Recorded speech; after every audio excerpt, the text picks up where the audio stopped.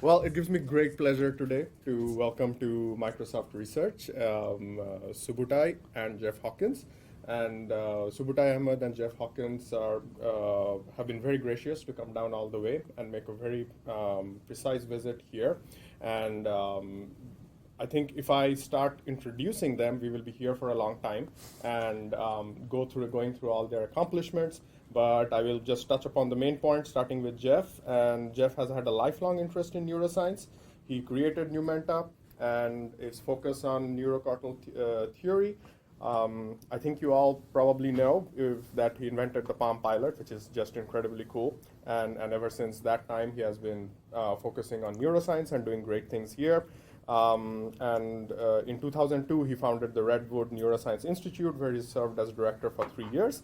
And we are going to be incredibly honored to hear about his thoughts on neuroscience. And then we have Subutai, who is the Vice President of Research at Numenta. And he's going to talk to us today about deep learning, vision, and he has been an entrepreneur, and his detailed theory of the Neocortex. And he holds a PhD in computer science from UIUC. And we are going to have lots of fun. So, and thank you very much for being here. All right, great. Thanks, Dave. Well, I hope we have fun. So we always try to have fun. Just a couple words about how this meeting came about. Subutai and I were in Seattle back in December. We spent the day at the Allen Brain Institute where we gave a talk. And at the end of that day, through a mutual acquaintance, we came over here to Microsoft and had dinner with Satya Nadella and Eric Horowitz and a few other people just to talk about what's going on in brain theory. And after that dinner, we said, hey, maybe it would make sense to come and talk about our work here at Microsoft Research. So that's the genesis of why we're here. So let's just jump right into it. The title of our talk is The 1,000 Brains Theory of Intelligence, a framework for understanding the neocortex and building intelligent machines. The way this is going to work, I'm going to talk for half the talk, and Subutai is going to talk for the other half of the talk, so you're going to hear both of us. So just a word about Numenta. Numenta is a small company. We're in Redwood City, Northern California, and we've been around for about 14 years. We have about 10 employees. The way to think about it, just think about it as a research lab. That's what we are. We're a research lab. We're just a somewhat independent research lab, and we have a scientific mission. Our scientific mission is to reverse engineer the neocortex, and I'm going to talk about that.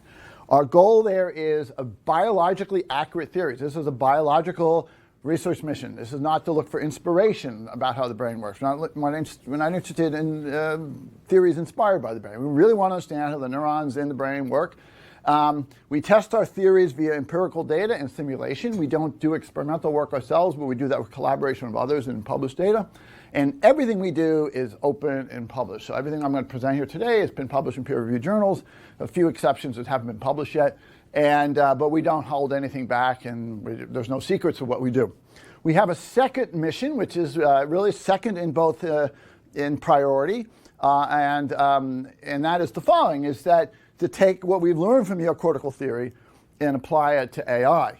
Now, when I got interested in this field almost 40 years ago, I felt immediately back then that if we're ever going to build truly intelligent machines, we have to understand how the brain works. And I felt that this was really the path there. I still believe that. So for the last 3 years at Numenta, we have done almost nothing on the second mission. And the reason is because we were having so much success on the first mission. And we put all that aside just to focus on this stuff. I'm going to tell you about that. But in the last few months, Subutai has been re-engaging on the sort of the machine learning side of our mission statement, and he's going to talk about the recent progress we've starting to make there. Okay, so that's who we are. Just to remind you, the neocortex is about 75% of a human brain by area, and the other 25% are things that are like the autonomic nervous system, controlling heart rate and breathing, various basic behaviors such as reflex reactions, or even things like walking and running are controlled by the old brain. Your emotions are in the old brain. But the neocortex dominates our brain, and it's the organ of intelligence. So anything you think about, anywhere from our perceptions to language of all different types, mathematics, engineering, science, art, literature, everything that you guys are paid to do here comes out of your neocortex. And that's, my neocortex is speaking and yours is listening. So that's the organ we want to understand. The first question you might think about is, what does the neocortex do? And this is, took me really a while to totally understand this completely. Some people think, oh, get some inputs from the sensors and then you act. That's not really true. What the neocortex does is it builds a model of the world. So when you're born, that structure is there, but it really doesn't know anything. And you have to learn a model of the world. And your model of the world is extremely complex and rich. There are tens of thousands of objects you know in the world. You know how they look and how they feel and how they sound. You know where these objects are located and how they interact with one another. Objects have behaviors, and you have to learn those too. So this, my smartphone is an object that has behaviors. It has all these complex behaviors. As I manipulate it, things change on it. That's all stored in the neocortex. Even simple things like a door in this room has behaviors. It opens and handles, learns, and so on. You have to learn all that stuff. The neocortex learns both physical and abstract things. So you can literally learn how a coffee cup is and what it looks like and how it feels, but you also can learn concepts related to something like democracy or something like that, and things you've never been able to experience before. But what it builds is this very complex model of the world. And why does it do that? The advantage of this from an evolutionary point of view is it's a predictive model, meaning it's constantly predicting what's going to happen next in the world. It's constantly predicting what you're going to see and what you're going to feel, what you're going to hear. You're not aware of most of those predictions, but they're happening. And because it's a predictive model and it's this very complex model of the world, you can use it to generate behaviors. So you may sit in this room and listen to me and not really do anything for a while, but I'm changing your model of the world slightly through this talk, and later you might behave differently based on that model. So the question is, how is this structure, which fits in your head, basically learn this very complex model of the world? Now, if you were to take this out of your head and iron it flat, it'd be about this big. It's about the size. It's about 1,500 square centimeters, 15 inches on a side. It's just a little bit thicker than this. It's about 2.5 millimeters thick. And so if you could do this and you look at the surface of it, there's no demarcations. You can't see what anything looks. It's all like one uniform sheet. But we do know it's divided into regions, functional regions. And in a human, they don't really know, but the estimate is a little bit over 100 different regions that your neocortex is divided into. And there are regions that are responsible for vision and hearing and touch and language and so on. And they're connected together through the white matter in this very complex way. Okay, so if I'm just going to show you here, here I've highlighted a few of these. So there's a bunch of visual regions in the back of your brain here. There's some auditory regions where this is where the sensory input comes into. So your eyes project to the back of your head, your ears project to the temporal lobes, your body projects your touch, somatosensors touch to this area across the top like that. And the story that's told to how this works, this is a conventional view, which you can already guess is really not correct at all. But the way this classically has been viewed is you have something like your eye and you have a retina, and it projects to this first region back here, and that somehow extracts simple features, and then that projects to the next region, which extracts more complex features. And in the brain, you do this 3 or 4 steps, and then all of a sudden you have cells that represent entire objects. So it's sort of a feature extraction in a hierarchy sort of paradigm. It's presumed something similar is happening in the other sensory modalities, also not at all clear how, because you don't have this regular topology on your skin as you do in the retina. But the same idea is supposedly happening. And then somehow there's some multimodal objects occurring in all these other areas that really people don't really understand what they're doing at all. So we have somewhat of an idea of what's going on in these primary sensory regions, but not really very well. And then somehow all this other stuff is happening up there. And so that's the story that's told in a classic view. If you get a neuroscience textbook, it'll talk like that. Here's the reality. Here's a picture of, we can't do this for humans, but this is a primate. This is a macaque monkey. This is a very famous picture in neuroscience, if you don't know that. This came out in 1991 by these two scientists, Fellman and Van Essen. And these rectangles here are regions of the monkey's neocortex. It's smaller than ours, but it's basically the same idea. And so these are all the different regions. And these lines, each one of these lines here represents millions of nerve fibers connecting them in various ways. And this thing is really crazy complicated, and it doesn't look simple like that thing up there. And we can make a few observations about this. The vast majority of the connections between regions here are not hierarchical at all.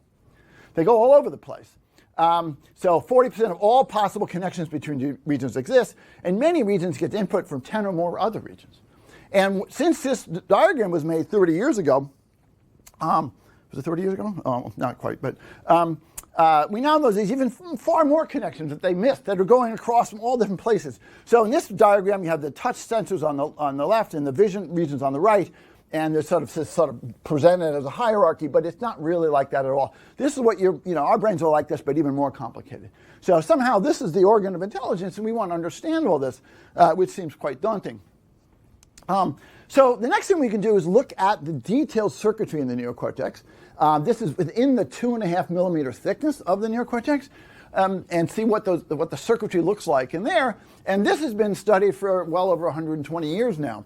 These pictures are made by Cajal back in 1899. This is the 2.5 millimeter thickness. This is the top of towards the skull and towards the center of the brain here. And what they're showing in here back in those days, we'd see that these are cell types. These are individual cell bodies. And you can see there's sort of a stratification going on. And then here they're showing the axons and the dendrites. These are the processes that come out of the cell body that connect to other neurons. And you can see these are predominantly vertical. So there are literally, I'm not joking, tens of thousands of papers have been published on the architecture in the neocortex that's represented here first back in the 1800s. Here's a picture that I made, which is showing some of the dominant connections between here. We spend a lot of time reading these papers. So you can see there's these different layers. They label them 1 through 6, but that's really a misnomer. It's just sort of a rough guide. And there's these very prototypical projections that go between different layers and different cells in different layers. And there's different types of connections. I've indicated those here by blue and green. And this is much more complicated than this.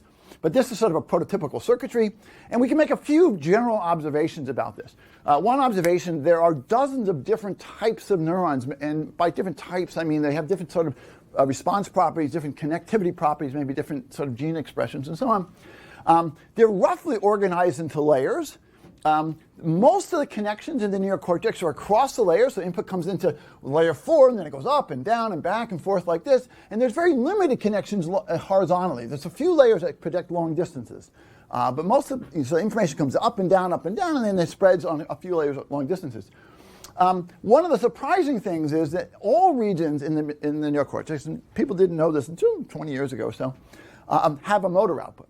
So we think about, there's a sensory input that gets, the part that gets input from the eyes, and then it goes up and down the hierarchy, and then you do some behavior. It turns out that everywhere you look, there are these cells in layer 5 which project someplace in the rest of the body or the brain to make movements.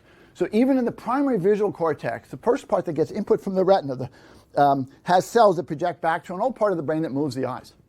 And the regions of the auditory cortex project old parts of the brain that move your head. And so every sense in the brain is a sensory motor issue. There's no pure sensory input. It's sensory motor all the way. Every region is sensory motor. Now, a couple of observations here. This circuitry and its complexity is remarkably the same everywhere. It doesn't matter if you look at a region that's doing language or vision or hearing or some unknown function, it looks like this. Now, this is an area of contention because you can find differences in the different regions. There are some regions that have more of this cell type and less of that cell type. Some are a little bit thicker, some are a little thinner, some have an extra special little thing here and that. But the variation between the different areas of the neocortex is remarkably small compared to the commonality. So that's an incredible observation. And another thing we can say about this is this is a very complex circuit. And it's going to do something complex. It's not going to do a simple function. The complexity is there for a reason. Okay, now how do you make sense of all this? The first guy who made sort of the really big observation is this guy here, Vernon Castle. He's a neurophysiologist at Johns Hopkins. And he published his idea in 1978 in sort of a 50-page essay, which is somewhat famous. And it's one of the most incredible ideas of all time. I put it up there with Darwin in terms of the significance of his observation. He said the reason that all the regions of the neocortex look the same because they're all doing the same intrinsic function. They're all doing the same thing. And what makes a visual area vision and a language area language and a somatosensory area touch is what you connect it to. So if you take a region of the cortex and you connect it to an eye, you get vision. If you take a region of the cortex and you connect it to ears, you get hearing. And that the brain got big by just replicating the same thing. He then said a cortical column, which is a little bit under a square millimeter, I'll just call it a square millimeter, but a little bit under a square millimeter, contains all the essential circuitry that you'll see everywhere. And so a cortical column is the unit of replication. And if you can understand what a cortical column does, then you understand the whole thing. You can visualize it like this. you can say, okay, here's the neocortex and these are these columns. Now, they don't look like this. You actually can't see them like this. They're not stacked up like this, but functionally and anatomically, one can argue this is the way it is. And there's a few places in some brains where you actually can see columns, but mostly it's not. It was more like, hey, you won't see them, but they really do exist. So now in a human, we have 150,000 of these things. We have 150,000 copies of the same basic circuitry. There's a corollary to what Vernon Castle proposed, which I came up with. I don't know if anyone ever pointed out, but if you actually believe what he said, that every column is doing the exact same thing, then by definition, every column must perform the same functions that the entire neocortex does. There is no other place for things to happen. So if I'm going to have prediction occurring someplace in the brain, it's going to be occurring every column. If I'm going to learn sequences and be able to play back sequences, that's going to occur in every column, and so on. That's, but this is such a crazy idea that most neuroscientists really don't know what to do about it. It's hard to imagine, but that's what he proposed. It turned out to be true. So I'm going to jump forward here. We've done many, many years of research on this, and we've been piecing apart different aspects of how neurons work and how dendrites work and how synapses work and how these circuitries in the neocortex work. I'm going to skip all to that into something that happened 3 years ago. So we had built up a sort of a base knowledge about a lot of things going on there, but 3 years ago we had an insight which sort of blew the whole thing open. And that insight started with this coffee cup. I was literally in my office, and I was playing with this coffee cup, and I asked a very simple question. I said, am I touching this thing with my finger? And as I move my finger around, I make predictions about what it's going to feel. And I said to myself, what does the cortex need to know to predict what my finger's going to feel when I move it and touch the lip? I can imagine that feeling. What does it take to know that? I said, well, first of all, it has to know that it's holding a coffee cup, because different objects would lead to different predictions. The second thing it needs to know where the location of my finger is in the reference frame of the coffee cup, relative to the coffee cup. And it doesn't matter where the coffee cup is to me, or its orientation, it doesn't matter. But I have to know where my finger is in the reference frame of the coffee cup. I need to know where it is. I need to know where it will be after I execute a movement. So I'm going to execute a movement, and while I'm executing it, the brain has to predict where the new location will be. And then, based on the model of the coffee cup, it can predict what it's going to sense. And I very quickly realized that this is a universal property in the cortex, and that every part of your skin is, when I'm holding this in my hand like this, every part of my skin is predicting what it's going to sense as it moves over this coffee cup, and every part has to know where it is in the reference frame of the coffee cup. It has to have some sort of sense of location in the objects it's manipulating. This was a new idea. We then ran with this, and we published our first paper on this in 2017. And we explained a lot of the detailed mechanisms of what we think is going on here. I'll give you just the highlights of it. So you have this your hand and your finger touching this cup, and that typically goes into layer 4, and this is the primary input layer in any region, and that's your sense feature. There's this other very major connection between these cells in layer 6 and layer 4, which is well documented. And it has a certain type of effect on layer 4, it's indicated by blue here, and we propose that this is representing the location relative to the object. And now we have two things. You have the sensation and the location relative to the object. Then we can integrate over time and form a representation of what the object itself is. And so if you think about it, you think this is going to represent the cells here, what their activity is going to represent the coffee cup. These cells are going to be changing based on both the sensory input and where it is in the cup. And you can essentially integrate over time and build a model of a cup. It's really a model of a cup. The morphology of the cup is like what features are at locations, and your brain has to know this. We detailed the actual mechanism of how the neurons do this in quite detail. I'm not going to go through that today. Subutai will touch on it a little bit later. We then say, well, you got multiple columns going on here. And so imagine you have different parts of your skin touching the cup at the same time. If you just have one finger, you have to, in order to either learn the cup or infer the cup, you have to move the finger up. Imagine you're reaching into a dark box and you're trying to recognize what this is. You have to move your finger to do that. But here, if I reach in and I grab it with my hand at once, I don't have to do that. I can recognize the cup with one grasp. And the reason that is because there's these long-range connections in this upper layer here, layer 2, 3, that go across large areas of the neocortex, and these represent a voting mechanism. So each column is getting some different input, has a guess as to what it might be feeling, it doesn't really know, but they vote together and they settle on what the only thing that's copacetic with the locations and the senses they have. So we model this, we show how this works. We then, you can make the same argument as going on in all your senses. You might think vision is different, but it's not. The retina is the best way to think about the retina. It's just a topological array of sensors, just like your skin is a topological array of sensors. And each column in the primary visual cortex is looking at a small part of the visual object. Nobody looks at the whole thing. And so like each part of the visual cortex is like looking through a little straw, just like it's like a fingertip. And if I had to look through a straw, I have to move the straw around to see what I'm looking at. But if I have all of those columns active at once, bingo, I recognize the object. So we walked through all the details of this, but there's a big question. How is it possible for neurons to establish a reference frame of an object that doesn't even know what it is, and then know where it is on that object? How could that be done with real neurons? And so that was, we proposed in this paper where to find the answer, and that proposal turned out to be correct. So now we're going to skip to that. It turns out that there is a very well-studied thing in the brain called the entorhinal cortex, which is not part of the neocortex, it's part of the old brain. And it has, it creates reference frames. And what we propose is that the cell types that were evolved a long time ago in the entorhinal cortex are now existing in the neocortex. So let me just tell you what grids, these things are called grid cells. You might have heard of them. They're very famous. They were first discovered by the Moser team in 2005. And what they do is they create reference frames for an environment. It's been studied in rats mostly. There's in blue here is the entorhinal cortex, but we have it too. You and I have a small entorhinal cortex, and it has these grid cells in it. And what it does, what I mean by an environment, is like this room. This room is an environment, so my grid cells right now have established a reference frame in this room, and their activity tells me where I am in the room.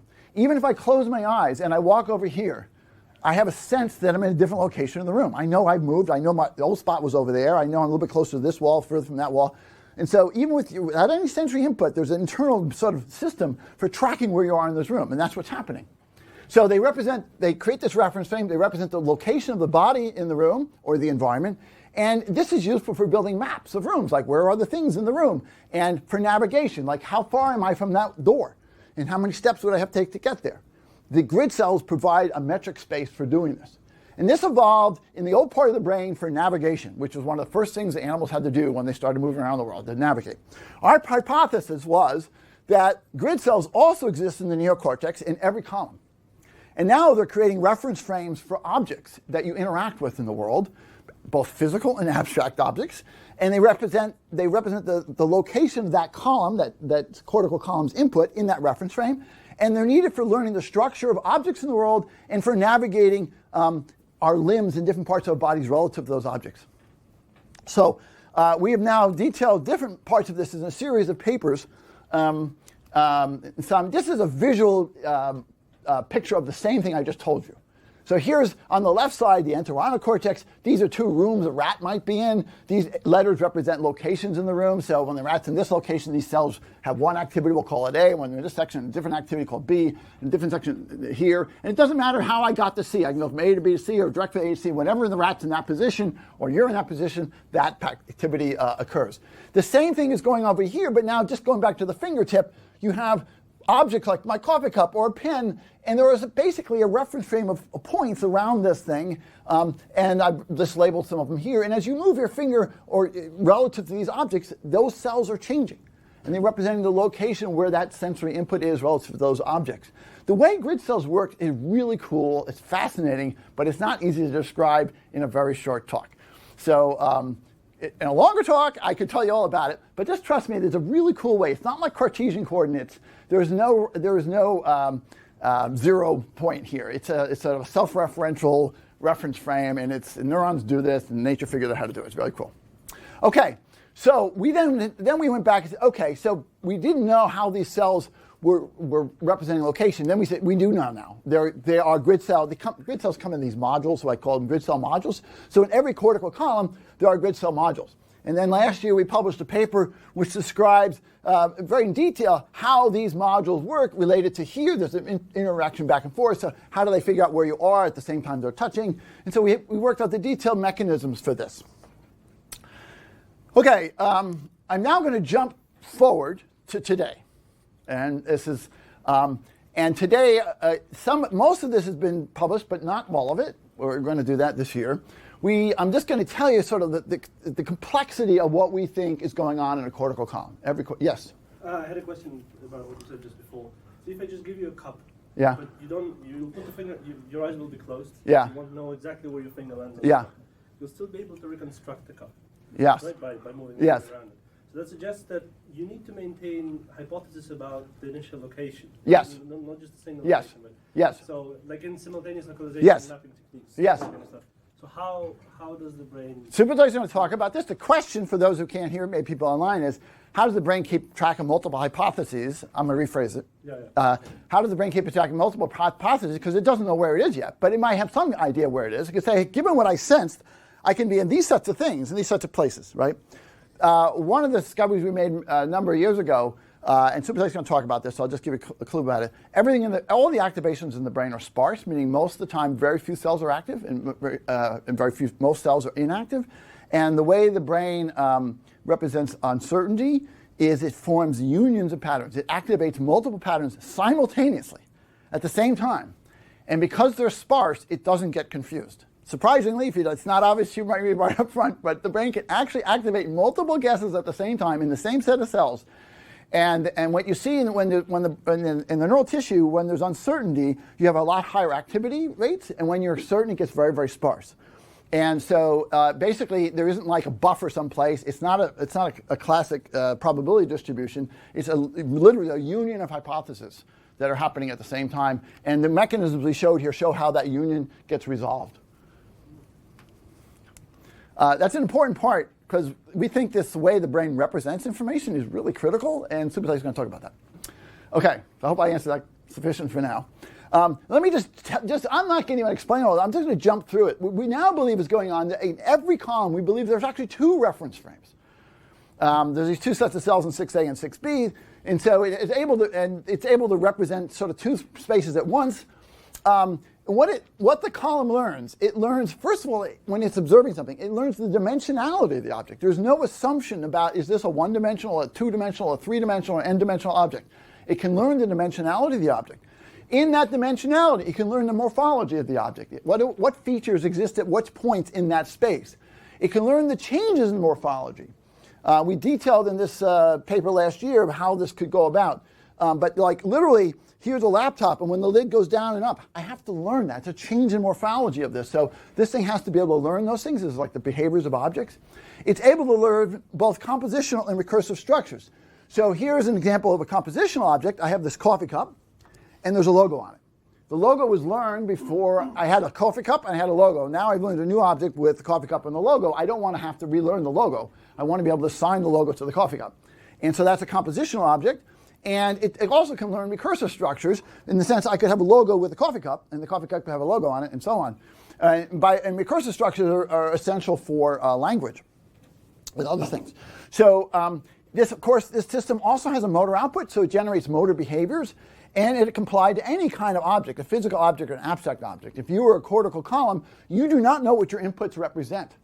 And you actually don't know what your motor outputs represent. You're just this bunch of neural tissue up there, and you're trying to figure out how to model the input space that you're given, given some ability to generate some behaviors. And so if you attach this to a part of the visual, the retina, you'll learn very simple visual objects here. And if you attach it to some output of some other regions, you might get some very abstract things. Okay, so we're just going to leave this a moment. You have 150,000 copies of this in your brain. So how does this all come back together again? Let me go back. So this is where the title of my talk is, The Thousand Brains Theory of Intelligence. I mentioned earlier the classic view of a hierarchical feature extraction model, which is underlying basically all convolutional neural networks these days. But the brain is not like that. The brain has some hierarchical construction too, but I mentioned earlier that most of the connections are not that way. So here, what we're going to say over here, so the alternate view is instead of having, we have all these columns, and they're all doing the same thing, all doing this complex, this modeling. And if I sense a cup, like I touch it and I look at it, maybe at the same time, you're going to invoke a whole bunch of models at different levels in this hierarchy, all about the cup. Now, these models are not identical. They vary in different ways. Well, of course, the ones on the left here are all going to be sort of vision related. The ones on the right here are going to be all somatosensory or touch related.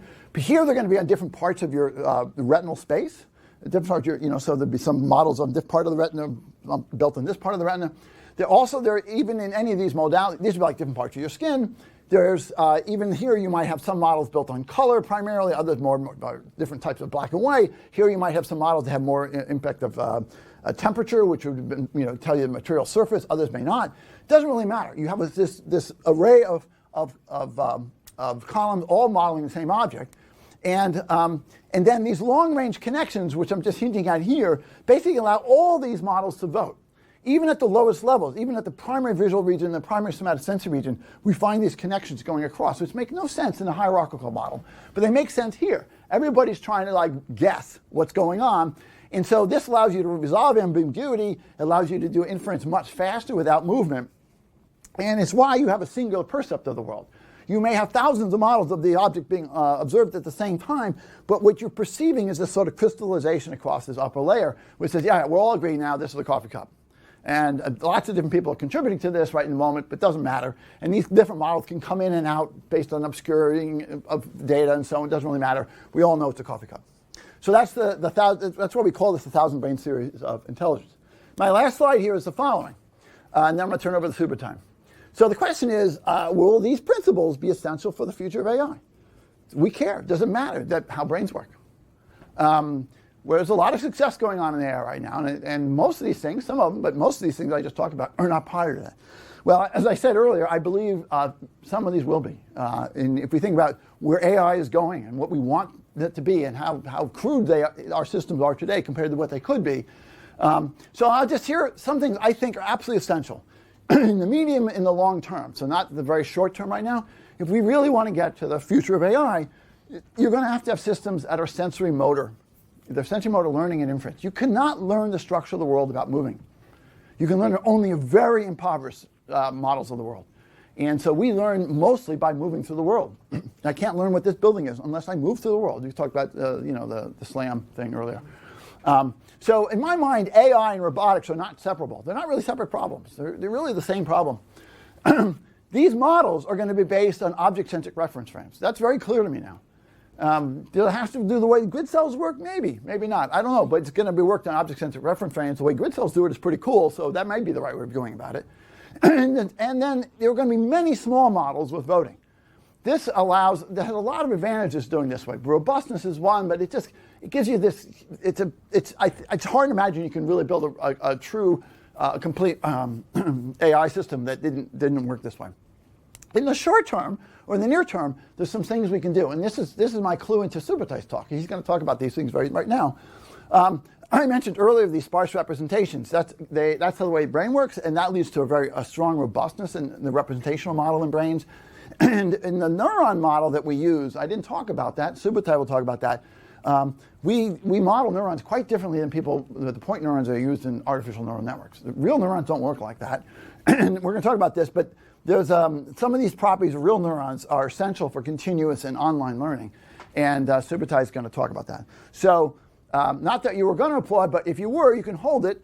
And now I'm going to switch to. You have a question? Yeah. So you've described this kind of flat set of sensory motor grounded columns. I didn't say it was flat. I said it's mostly non-hierarchical. That's how I'm hearing it so far. Then you make these sort of hints of being hierarchical. So I'm wondering where that hierarchy comes from, and is like a conceptual hierarchical column also grounded in sensory motor?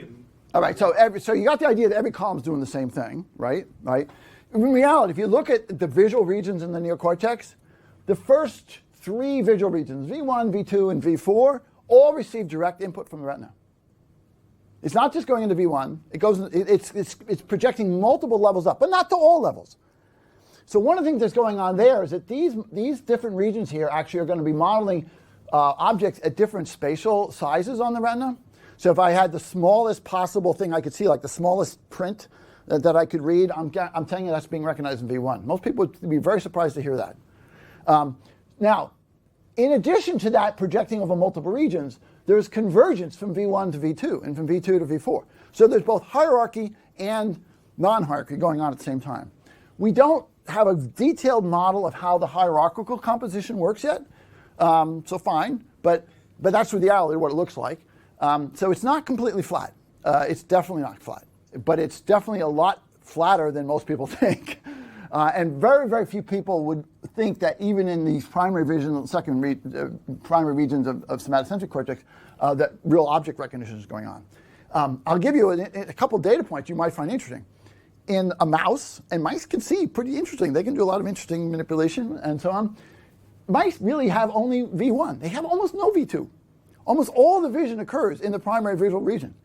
And in humans and monkeys, if you take the monkey, like the macaque I talked about earlier, 25% of the entire neocortex in the monkey is V1 and V2. These regions are huge, and all the other regions are very much smaller. And that too tells us that most of what we know about vision is occurring in these lower regions here. So it's just moving this idea that somehow you got these feature extractions going to some big thing up here. It's just the opposite. The big stuff is happening down here, and then there's this convergence as you go up here, and there's more high-level concepts. We don't really understand exactly how that all gets formed. Yeah? It seems that the success of all of this hinges on the ability of all these models to actually do different hypotheses or be different. Yeah. Do you sense that variability is just an after effect of the topological differences of the brain, or is actually there's an arbiter that says you must be different?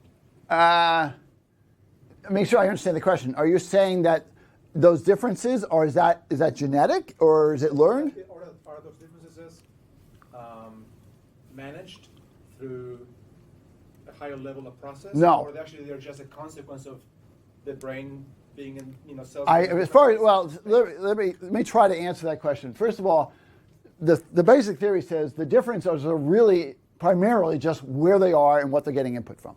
Okay, much of that is genetically determined. At birth, you have this structure here like that, and there's also at birth there are differences. I mentioned that there are differences between these regions. So evolution has figured out that in some regions I might want a little bit more of this cell. At birth, you have these differences, but primarily it's just where they are and what the topological input is. Now the system is very flexible. So if you were born without a retina, or you don't have or you're just blind, generally blind, these regions don't atrophy. It's surprising what happens is they get inverted and input starts coming this way to them and they actually operate in backwards. So there's a lot of learning flexibility going on here, but nobody's in charge. But they didn't be consequences. I'm sorry. Maybe I didn't understand your question. No. The consequence will be that then it's just not enough to put all these columns together. Then there's a successful physical structure that led to this thing being robust. But it's not precise at all. It's like you can hook these things up almost any way it'll work. The question is, if you hook it up a little bit different this way, you might get a better result. So, for example, let me give you another example. In normal humans, the size of V1, the area of V1, one of the largest regions in the brain, in normal humans, it varies by a factor of 3. Now, presumably, what I've read is the people who have larger V1s are better at high acuity, low, if I was really working with very small things, I'd be better at that. But the people who don't, they're not as good as that. They both see, they all think they're normal. Life goes on, but some are going to be a little bit better than others. So there's a hell of a lot of flexibility in this system. And there's all kinds of ways, trauma, you knock some of these things out, everything keeps working. You rewire stuff, they keep working. One guy, Sargon Kasur, rewired the ferret's brain and it kept working. So it's you can tune it and make it better, but it's kind of robust just the way you do it. Yeah. Just a quick question. So every column has a sensory input and a motor output. Yeah. Well, it has an input. It's not all sensory, right? It could be from other columns. Right. But are they usually related? For example, is the input that comes from the tip of my finger coming to a place where the motor output? Yes, that's right. So in this case, in the case of the finger, literally there's a part, the part that's getting input from the fingertip projects part back down to the spinal cord, which would be most likely connected to the muscles that would eventually move the finger. Right. In the retina, it's a little different because the retina moves all at once. And so in the retina, all the columns in the visual cortex project to this one thing called the superior colliculus, which moves the eye en masse. So there's less of a topology there because I can't move my eyes differently or different parts of my eyes different ways.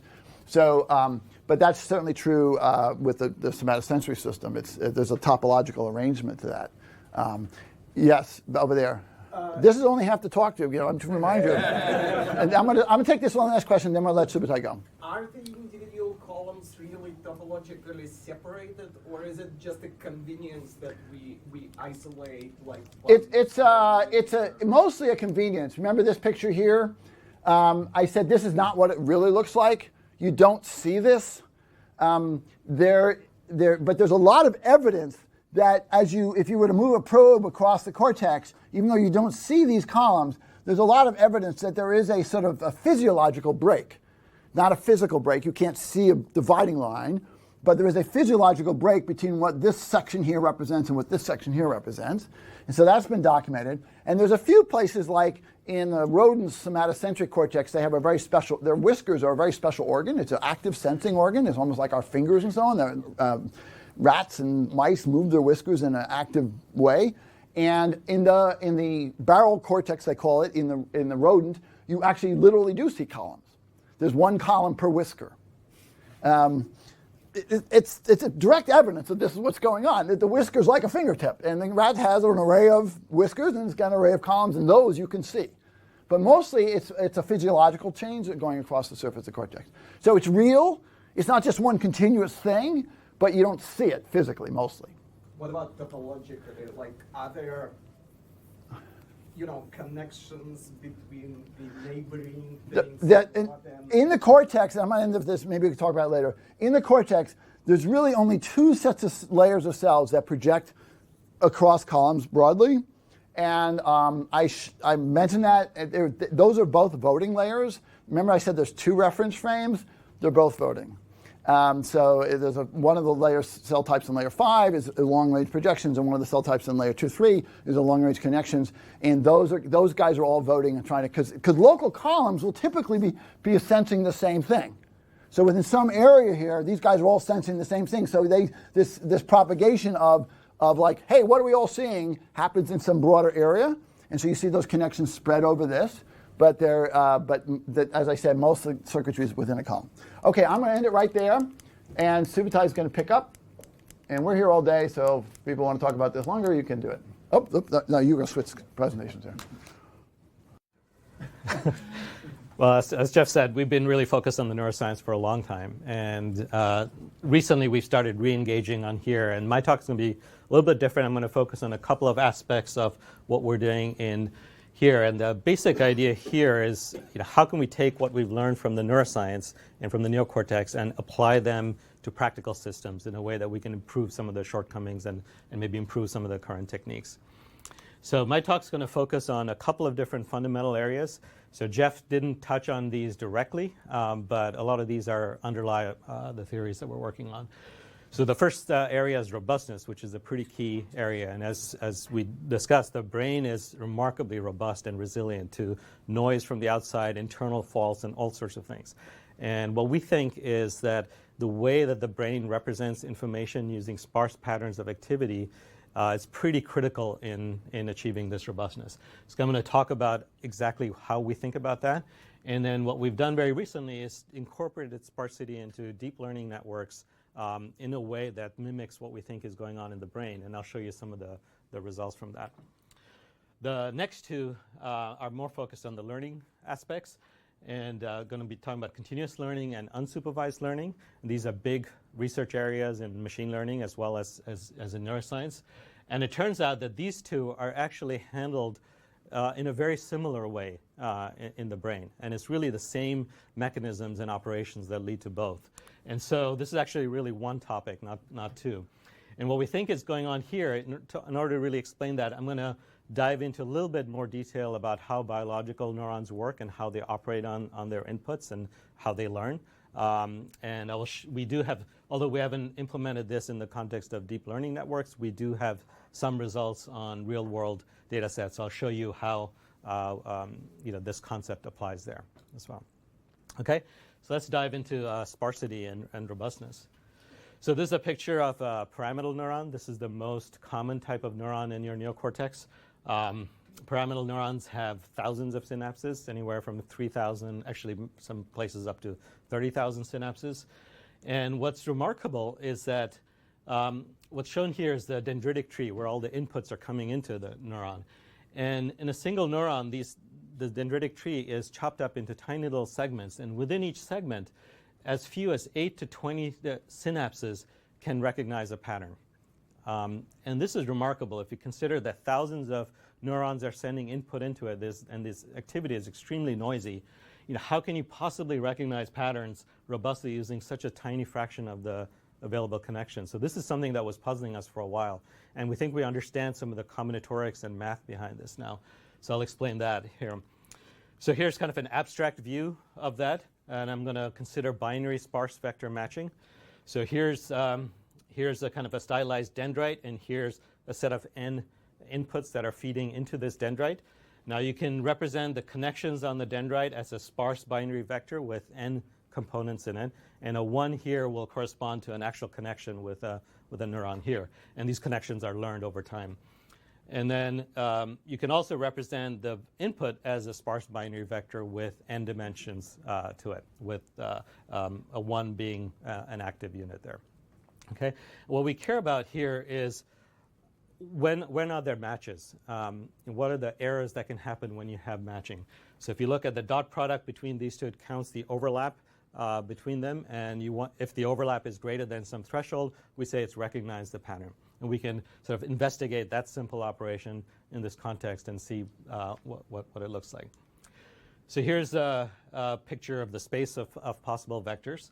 And it turns out the combinatorics of sparse vectors is really interesting as it relates to robustness and other properties. So here, the gray circle here represents all possible vectors, and the white circles represent individual, let's say, dendritic weights, or each dendritic segments. So if you look at x1, for example, you might want to match patterns against that. Now there's a parameter theta which controls how precise this match has to be. And the lower the theta, the more noise you can tolerate. Okay, so if theta is really small, you can tolerate all sorts of changes to the vector and you will still match. The problem, of course, is that as you do that, the risk of false positives increases. So as you decrease theta, the volume of the set of vectors that match, this white circle, increases. But the space is fixed, so you're going to have much higher chance of matching some other pattern that was potentially corrupted. So we can count this, and we can figure out exactly what this probability is. So for completely uniform vectors, we can calculate exactly the ratio of the white sphere to the gray sphere. So the numerator counts all of the patterns that will match a candidate vector, and the denominator is the size of the whole space. And I'm not going to walk you through the derivation of this, but what's really interesting here is that as you increase the dimensionality, the size of the space grows much, much faster than the size of these white circles. And so the ratio of these two drops very rapidly to 0. And what this means is that you can maintain extremely robust, noisy matches with a fairly low theta with a very small chance of false positives. So it's a pretty remarkable property of these sparse representations. So this graph shows a simulated version of this. So here I have, let's say, a dendrite with 24 synapses on it, a theta of 12, so you can tolerate roughly 50% noise in here. And you're looking at inputs with different varying levels of activity. And what this graph shows is that the chance of false positives decreases exponentially with the dimensionality. So this is this ratio that I was talking about. And as long as the inputs are sparse, you get extremely low error rates. So here, if the activity has 128 inputs and you roughly have 2,000 dimensions, your error rate is down to the 10 to the minus 8. Okay, so pretty low. The other interesting thing to note is this horizontal dotted line there. If the activity coming in is dense, so in this case about half the number of units, the error does not decrease. The combinatorics are not in your favor in that case. So the error is more or less flat. The dimensionality doesn't impact it. So as long as things are sparse and high dimensional, you get into this really nice regime where things are extremely robust. And we wanted to see if this kind of property would hold in deep networks as well. And of course, with deep networks, you don't work with binary vectors. You work with scalar valued vectors. So we wanted to see if the same property would hold there. And it turns out it does. So this is a similar simulation, except with scalar vectors. And the combinatorics that I alluded to still work for scalar vectors. And a dot product, as long as any of the components are 0, it's not going to affect the match. So those basic combinatorics are still in play. However, with scalar vectors, the values, the magnitude of the values are important. And so in order to get this nice regime, you have to make normalization is important. You have to make sure that both of your vectors are roughly in the same range. And as long as you are careful about that, you get the same basic properties. It's not quite as nice error rates as in the binary case, but you still get error rates that decrease exponentially with dimensionality. Okay? Yeah. Does the distance function matter, or you are independent, or does this hold? When you say match, like Yeah. So here I'm specifically focused on dot products, Okay. but you could imagine other functions would work. The key thing is you want to ignore the zeros if either one is 0. But like in real life, how true is your assumption that the things are random? Because they're probably not random. Yeah, so this relies on a uniform distribution of vectors. In reality, it's not going to be all that. So the less uniform it is, the worse these properties get. And so I kind of flip it around and say it's kind of the job of the learning algorithm and the job of the system to try to enforce uniform entropy or maximize entropy as much as possible. The evidence in the brain is that the brain does that. Yeah. Because of the connection. The way the inhibition works in the brain, you don't want the same cells to be active over and over again. You want a uniform distribution of activity, even if it's very sparse. Yeah, and it's an important point. And it's hard to measure exactly in the brain, but things are extreme. The correlations in general in the brain are extremely low.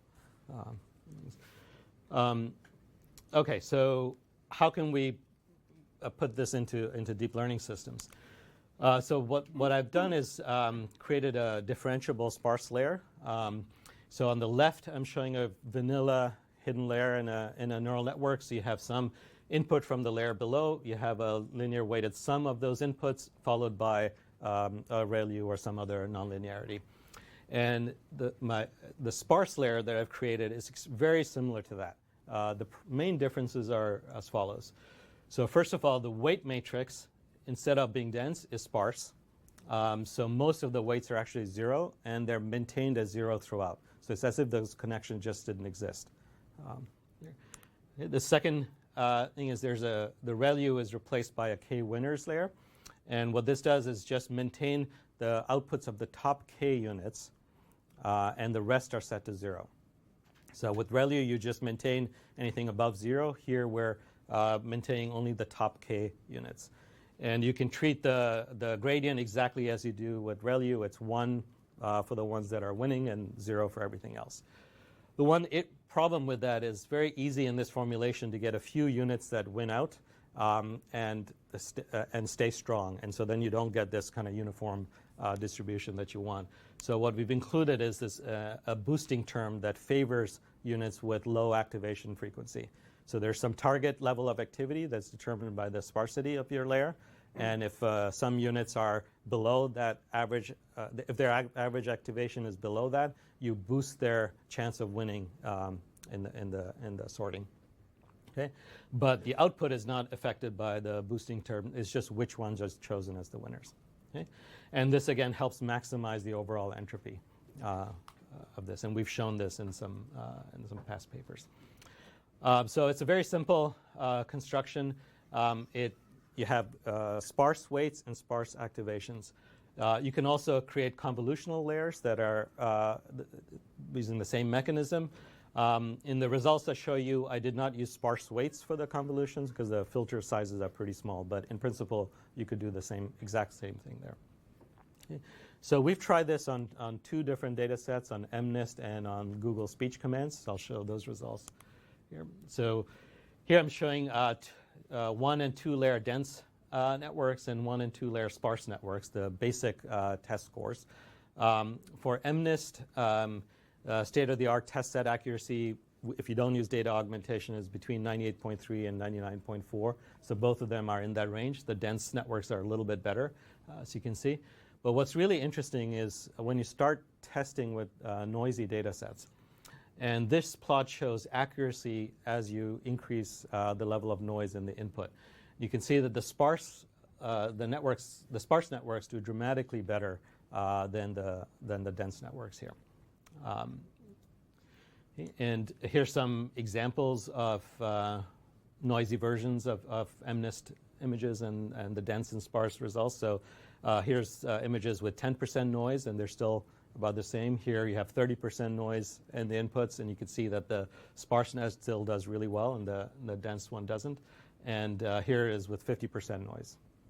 So, okay, so that was encouraging. We wanted to try it on some harder data sets as well.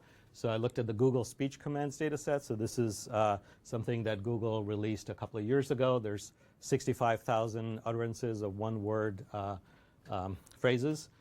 This is harder than MNIST, and state-of-the-art is around 95 to 97.5% for 10 categories. And again, I tested accuracy with noisy sounds as well. And then, as before, so I have two different types of two-layer dense networks and then two different sparse networks. The basic test set accuracies are about the same for dense and sparse in this case, but the noise score, and here you can think of this as an area under the curve. It's sort of the total number of correct classifications under all the noise levels.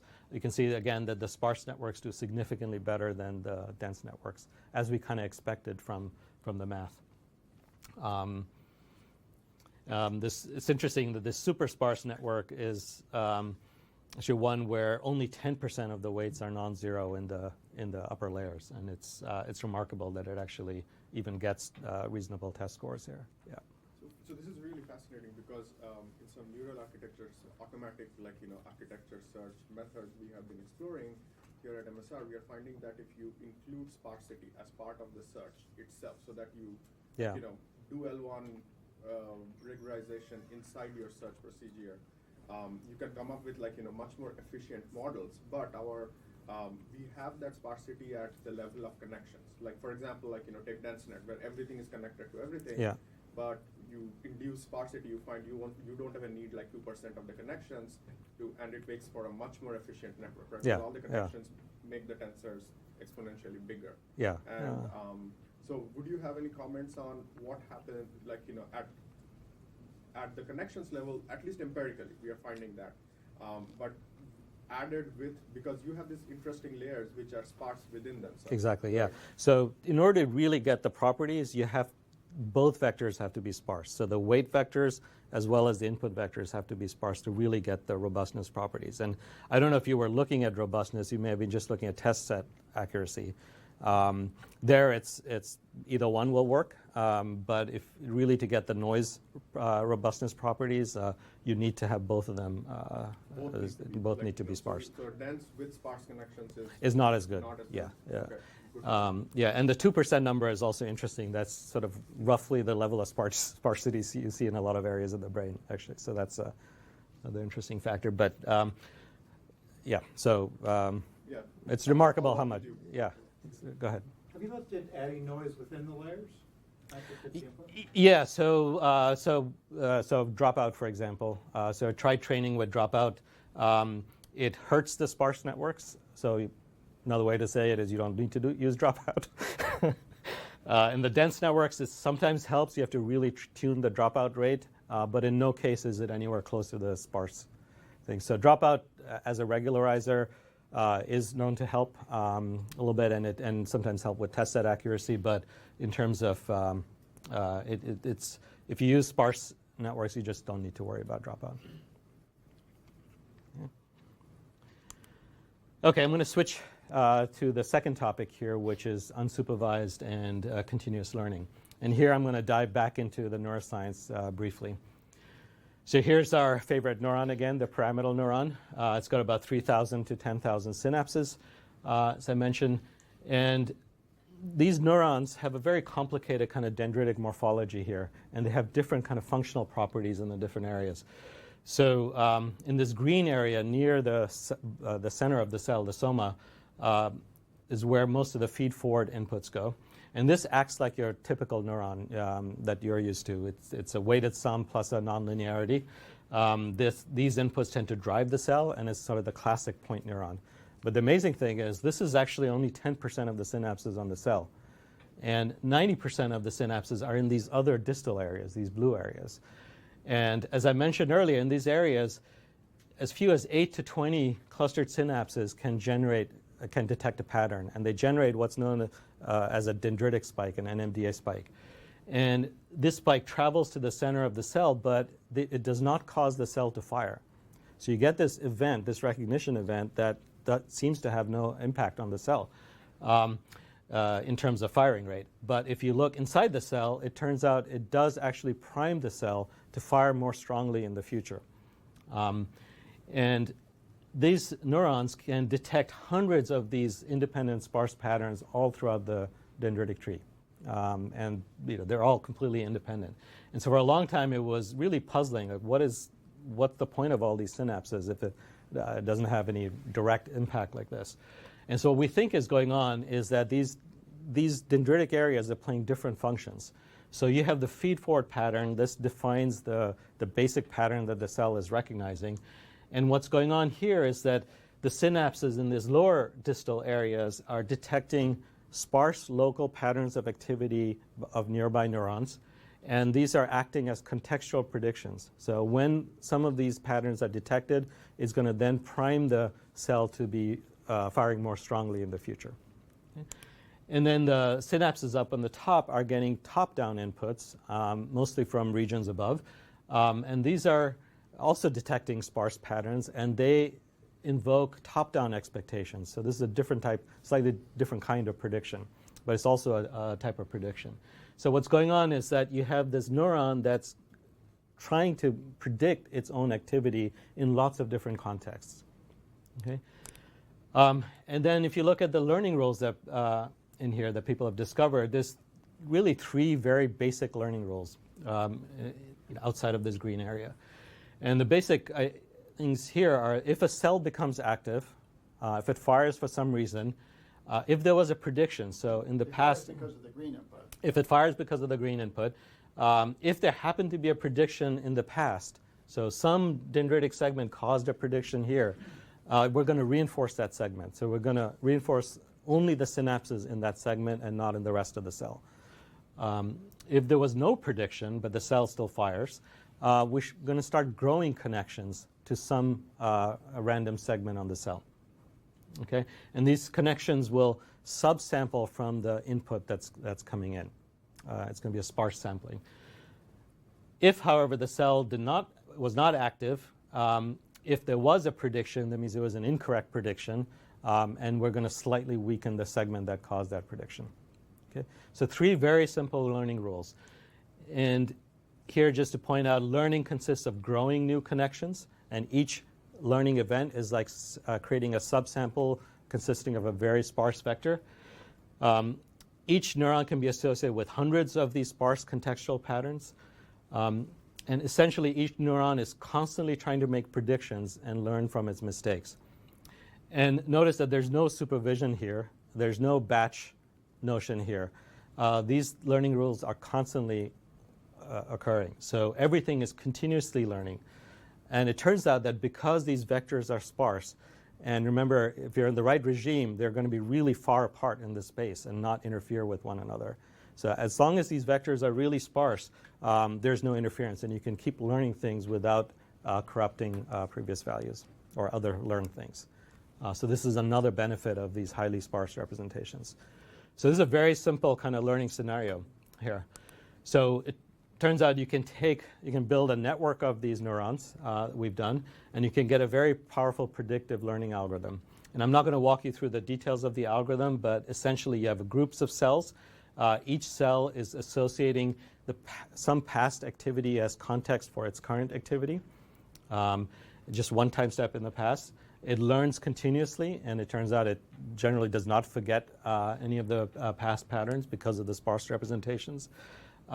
These networks can actually learn really complex high Markov order sequences, which means you can impact the current state based on input that happened many time steps in the past, even though the learning rule is Markovian. It's only looking at the previous state, so there's a kind of a dynamic programming aspect to it. And then everything is sparse, so not only can you learn continuously without forgetting, but it's also extremely fault tolerant, these networks. And so I'll just show one simple result, and this was published a couple of years ago. This network works really well with streaming data sources. So here's a case of New York City taxi demand. So this is a data set that's released by the New York City Metropolitan Authority. And you see a typical kind of weekly pattern here. There's 7 kind of bumps here. And the basic task is to predict taxi demand in the future. If you look at the error of prediction here, we've tested our network, which is these HTM networks, which stands for hierarchical temporal memory. It's the name of our algorithm. We've compared it against a bunch of other techniques, and the error rate of the HTM is approximately the same as the best LSTM network. Okay, so they're about the same error rate. However, what's interesting is what happens when the statistics change. And the HTM networks, because they're continuously learning, they adapt very rapidly to changes in the statistics. So this is error rate over time. Here's a case where the statistics of the sequences changed. You can see that the error for the LSTM, well, error for both HTM and LSTM goes up pretty high. But then the HTM error rapidly drops back to the baseline rate, whereas the LSTM takes quite a long time before it drops back. And this is true even if you keep retraining the LSTM. And you can play with the retraining window and all of that, and it doesn't matter. And that's because LSTMs are fundamentally batch systems, and there's no notion of recency in the samples, and it takes a long time before the change statistics are a significant percentage of the overall data set. And if you don't train on enough, then the error rate's just high all over the place. The kind of continuous learning rule that I described is perfect for adapting really quickly to changing statistics. So just as a summary again here, the way that neurons operate and the way these dendritic segments operate leads to a very simple, continuous, unsupervised learning rule that can learn continuously without kind of forgetting previous patterns. Okay, so I've talked about robustness and continuous learning. We have kind of a long roadmap of things to do, as Jeff alluded to. So within robustness, we've only tried on relatively small problems here, so I'd like to try it on much larger problems. And it'd be really interesting to test with adversarial systems as well to see whether these sparse networks can actually hold up against many of the adversarial attacks. With continuous learning, this has not been integrated into a deep learning system. The algorithm I showed you were just one layer systems, so I think it can be integrated in, and we can keep the same philosophies in there as we integrate in, and we can implement these predictive learning rules within deep learning systems, and I think that may help enable continuous learning and unsupervised learning in a very rich way in deep learning systems. And then beyond that, there's the full 1,000 brains idea. Jeff talked about the voting mechanisms, and voting across sensory modalities and across regions will add some really interesting robustness properties as well as other properties. We want to move to a case where there's many, many small models across sensory modalities that are hypothesizing what their sensory inputs are detecting, and then voting to resolve ambiguity in there. And then I think it's critical to move to scenarios where at every layer of a deep learning system, you have inherent object-specific reference frames. And this is going to allow much faster learning and much better generalization, because you'll be much more invariant to changes in perspective, for example, if you can represent things in their own reference frames. Okay. One of the reasons we're here is to see if there's any opportunities for collaboration, and we'd love to, discuss with any of you if you're interested in any of these ideas and see how we can apply them together. Here's some ideas for possible projects in the range of applications. I mentioned this idea of testing robustness in adversarial systems. This is not something we have a lot of expertise in. It would be great to work with someone who's looking into that, and security. There are tons of security implications here as well. I think we could test with different domains, such as robotics, natural language processing, Internet of Things. And as we incorporate these things as differentiable systems, they can be applied to just about any deep learning architecture and paradigm, including, of course, recurrent networks and reinforcement learning and so on. So it'll be great to work with people who have expertise in that and really see how far we can scale these things. And then specifically, in terms of larger problems, MNIST and Google speech commands are still relatively toy problems. We want to attack much larger problems. As a small lab, it's really hard for us to do ImageNet style stuff. So we'd love to work with anyone who wants to scale these networks. There's a lot of really interesting things that can be done in terms of acceleration and power efficiency. I didn't really talk about the power advantages of sparse representations, but they're pretty dramatic in here. Unfortunately, sparse computations are not very well suited to GPUs,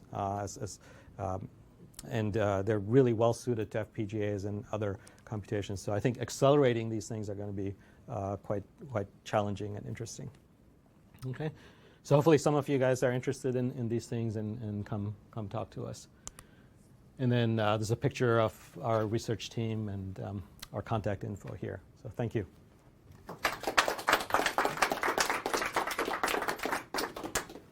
So I don't know how you want to handle it now. Do you want us to, people want to hang, what time is it, by the way? It's about 11:45. So we went over our hour.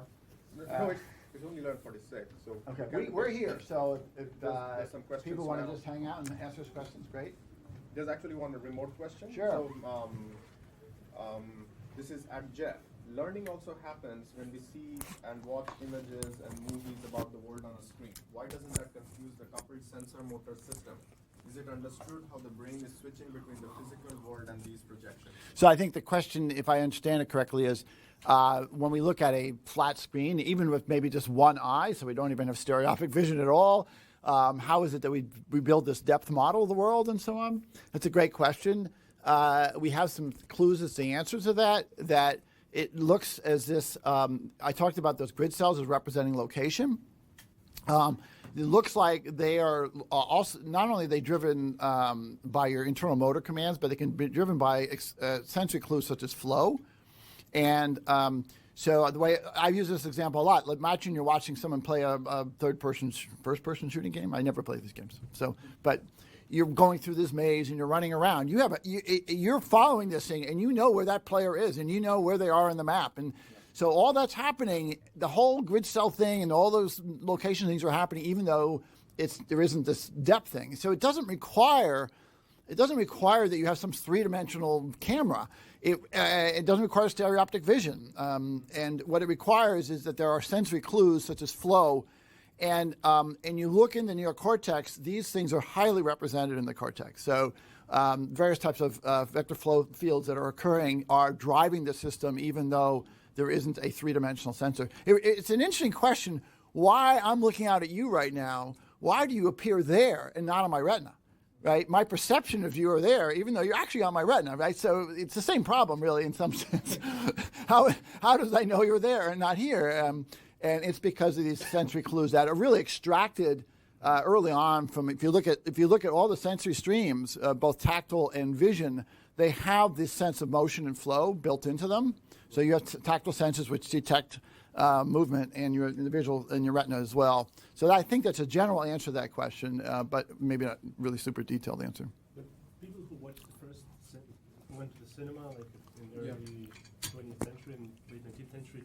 And some of them were really thinking that this Oh, the train's going to come out. Yeah, they went to oh my God, the train's going to hit us. Yeah. It's a fascinating thing. I just try to expand it to just realize how crazy it is that you perceive everything at a distance all the time. How is that? I mean, in hindsight, it's so obvious that everything has a location representation. This was not obvious 3 years ago. We just said, oh, I know it's out there. Yeah, sure. How? But how do you know it's out there? What kind of neurons are representing it? Anyway. It's a great question, and we don't really have all the answers to it, but that's the basic gist of the answer. Yeah. When you go to language, which is, I guess, less physical, yeah. What, role do the columns play there? So the question's about language, and it's less physical. How do we understand this theory in terms of that? we don't really understand, but I'll tell you, I'll give you a couple of clues here. First of all, language consists of words, and whether they're written words, whether they're spoken words, whether they're sign language. Those are all physical objects that you can model. So you've got columns in your auditory cortex are building auditory models of words. You've got columns in your visual cortex that are building visual models of the world, and they can vote. So that's why I can hear a partial thing and see something, maybe watch and I can push these together. So we start off with atoms of language that are really physical objects. But then how do they get their conceptual nature? We don't know the answer to that question yet. But there's some very interesting things that happened recently in neuroscience. We derived this theory based on the idea that, how it is that I touch objects or see objects.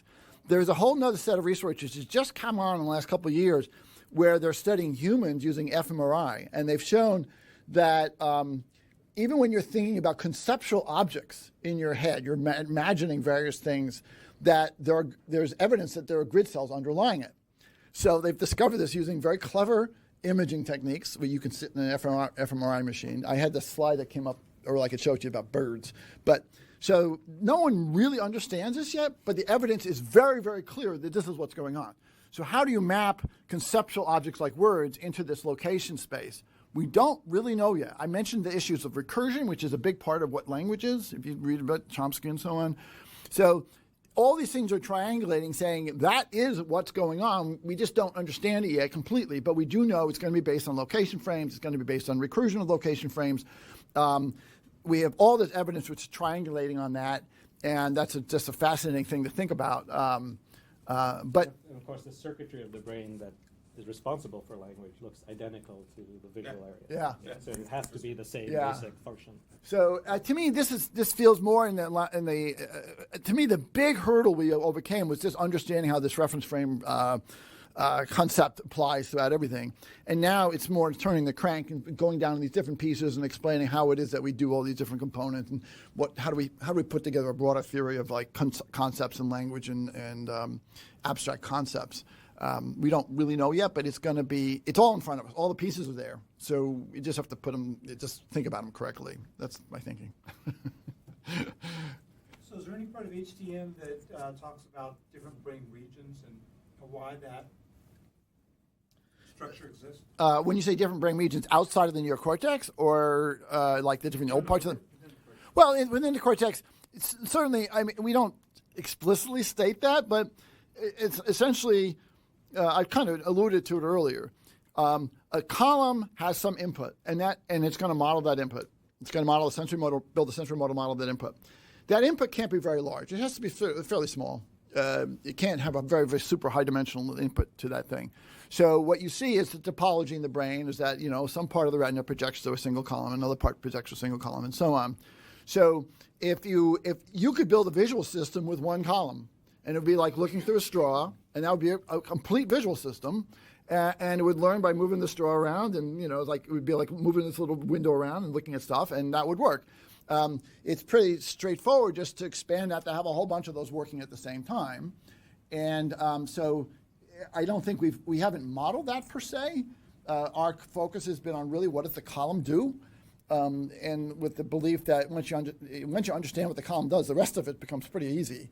It was really the tricky part is figuring out what a column does. So we're not able to scale up to that stuff. I mean, we abandoned all of that a while ago. We just said, let's just focus on a column. Let's focus on one column. And we just got to nail that one column. So all of our simulations have been very small. I mean, smaller than hundreds of thousands or tens of thousands of neurons, all contained in a single column. And to scale up to human brain size stuff, it's not theoretically important at this point in time. But also we don't really have the ability to do that. But I think it'd be fairly simple to do. Okay, and on the flip side, do you have any notion of mini column? Yeah, we do. I didn't talk about mini columns. For those who don't know, a mini column is a structure. These are physical structures. You can see them in the neocortex. They're somewhere between 30 and 80 microns wide. That's really small. There's several hundred of them in a cortical column. Just one point to note that mini columns are only visible in primates. So people who study rats don't see them. That doesn't mean they don't exist. You just can't see them. So you could have the function equivalent could be there, but they just don't see them. The network that Subutai mentioned earlier, and he said he wasn't going to talk about it, which is the one that sort of learns sequences and built on this neuron model we have. In fact, all the networks we talk about that I mentioned here, how all this stuff works, it's built on mini columns. And whoops, what was that? That was my phone. And I can tell you briefly what we think. There's a whole bunch of parts of this, but a mini column is essentially one of the ways we use it is that all the cells in the mini column have the same basic feed-forward response property. So if I find a V1 neuron that responds to an edge, this is known neuroscience, all those cells have the same sort of visual response property. But in context of real-world animal moving about and observing real things, it becomes very sparse. And so only at any point in time, only one of those cells becomes active. So it's a way of taking an input and sparsifying it in context. So you can take, if I had no context, all the cells become active, and I basically say I have some set of features.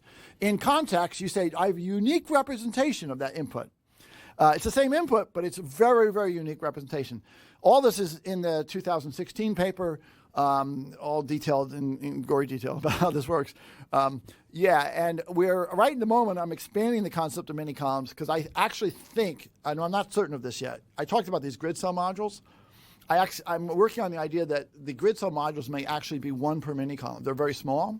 And so each mini column could be representing not only a feature, but it could also be representing a sort of a part of the location space. So it's integral to the structure. None of this has to be done this way in an artificial neural network. You don't have to have these physical structures. You can arrange the things any way you want. But in the brain, it looks like we do have roles for mini columns. So do you think that grid cells would provide part of the context? Yes, exactly what they are. This was the clue. So there's two ways we did it. With the sequence memory, remember Super talked about the taxi data? The context there was the previous state of the same cells. It's like, where am I in this sequence? This previous state tells me what to predict my next state. All we did to get this whole sensory motor inference system working is add another input, which is the grid cells. So the grid cells are basically saying, you can look at your previous state, but you can also look at the location. And so, and which one of those works better for you? Such as spatial and temporal? Yeah, it's spatial and temporal, and it learns on its own that layer 4 cell, we believe, actually learns on its own which are the proper contexts in which to make a prediction. So you said you have a very small team and no wet lab. No wet lab. We have a lab. At several points in the talk, you said we had this idea and it proves to be correct. So can you talk a little bit about the process of how you go about showing these hypotheses correct? Well, okay, so I talked about it briefly, but I'll just go through it again. There's two basic ways. One is verifying via empirical data, and the other is via simulation. So the empirical data is the first thing we do is we go through existing literature. There are just incredible amounts of existing literature that nobody knows about just because people all forgot about it. So we say, hey, we have this idea that dendrites ought to do this. Did someone find that once? Or can we find falsification for it? We very often can find falsification for our theories, and we go back to square one. We don't accept anything which is not biologically accurate. Then we go and talk to the experimental labs, and we say, here's what we think. What do you guys think about this? Sometimes they can find data that they haven't published. They say, you know what? Yeah, we have this data. We didn't think about it that way, but let's go look at it. Or they publish it, but they didn't. So that's been very fruitful. So we have collaborations with labs. Some people want to test our data with new experiments, but that takes forever. A typical rat experiment could take 2 years from start to finish, and so some of that's going on, but we can't wait for it. There's another thing I'll point out that there's something I like to use, which some people just think you shouldn't do that, but the number of constraints you're satisfying at any point in time with a theory is an indication of how good it is. So if there are 25 constraints, like these are biological constraints, we know the neurons look like this and the synapses do this and this and this and this. At first, it makes your theories much, much harder. How do I satisfy all those constraints simultaneously? It's just almost impossible. But when you actually get an answer which satisfies many constraints, you're almost certain it's right. And that has proven itself true over and over and over again. It's not proof, but we work on it. And if you loosen up your constraints, well, let me just give some biological inspiration, you can come up with anything. If you really want to satisfy the real biology, it is really hard. It is not easy to come up with solutions, trust me. And so it takes us a long time to come up with solutions to these problems sometimes, years. Yeah. The question is more to Subutai, probably. So obviously what you are trying to do is kind of translate some of those insights into some applications to neural nets, right? Yeah, And yeah. so one thing that kind of stands out in this particular talk is, for example, the column or mini column, whatever, is extremely important, right? And isn't it time to kind of upgrade the model of the neural net? Like we are still dealing with individual neurons, and now we learn that those units, kind of very aggregate units, are extremely important as units in their own rights. And I don't think I've ever seen a neural net model built on the notion of a column. Right, Or right. something like that. Did you ever try to do that? First of all, I 100% agree with you. I think we have to move beyond just layers of simple point neurons. And it's sort of what I alluded to here. So for me, the first step was really making sure we have sparsity handled. And now I'm focusing on integrating the neuron model. So not just point neuron, but the dendritic structure in there. And then a larger scale structures like the mini column and cortical column. And that's going to be necessary for including object-centric reference frames and including motor input and having a true sensory motor predictive system.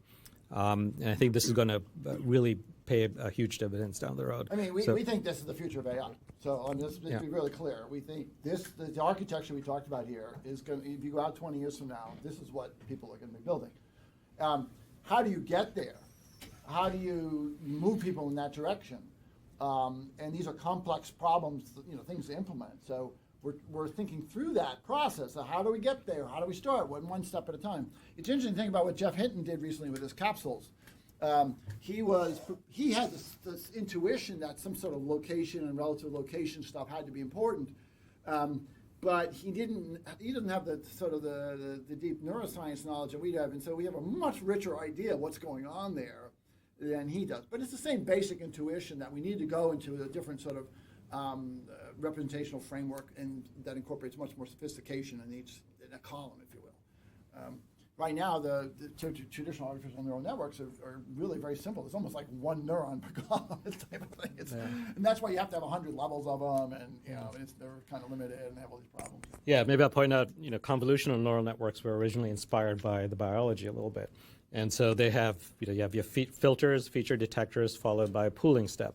Well, that corresponds in this kind of diagram to input coming into layer 4, going up to layer 2, 3, and then up to the next level. Right? Yeah. If you count the number of synapses in a cortical column that match that model, it's less than 1%. So it doesn't match 99% of what's going on in our brain if you look at the individual connections. So all of this other complexity has to be incorporated. You're saying these two layers without the blue part, without the blue part, just this input to here and input to there, input to there and out. That's basically a convolutional neural net. And so you have to incorporate all of this structure eventually to get, we think, in order to get truly intelligent systems. So have you seen anybody doing that? No, I mean, I think, capsules is the closest that I've seen. And it does incorporate some of these intuitions in there, but by and large, no. I think most people are stuck with. So you should know that this theory we presented here was built on Insight 3 years ago. The first publications were a year ago. We just published the sort of omnibus paper about this in December. I presented it to a large 700 neuroscientists in October in Europe at the Human Brain Summit. This is all very new. The people haven't been thinking about this. This idea of this location stuff, you won't find it anywhere in the neuroscience literature other than at Toronto cortex. So we're just starting on this path, and you know, one of the reasons we're here is to see how quickly we can get people to work with us on this and adopt it, and how people react to it. What do you think of this? You buy it? You believe it? You know, does it bother you that your systems don't look like this now? You know? Yeah. This is a tremendous research roadmap for machine intelligence in general.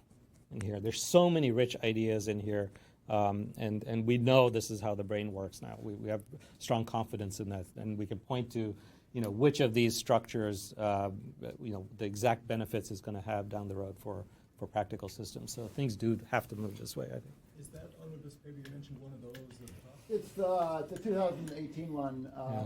Yeah, if you go to numenta.com, there's a paper section, so they're all kind of listed there. Yeah. That was in Frontiers in December, it came out. Jeff, Yeah. we'll probably have Okay. to run for lunch with Eric.